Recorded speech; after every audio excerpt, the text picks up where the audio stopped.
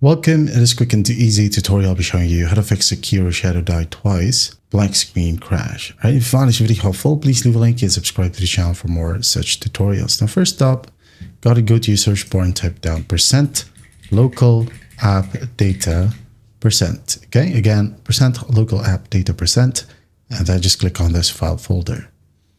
And once that's done, go ahead over to the top and click on local, okay? And click on app data. Now instead of local, we're going to double click on roaming. Double click and find Sekiro right here. Double click on it and you will have an XML file that is named graphics config. Okay, just double click on it, remove everything that's in here.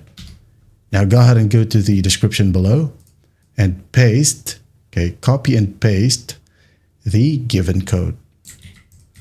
Just like so. Other ones next on, click on File, Save, Close, Close. Now reopen the game and you should be good to go. That is how you fix Sekiro Shadows Die Twice black screen crash. I hope this video helps and I'll see you in the next one.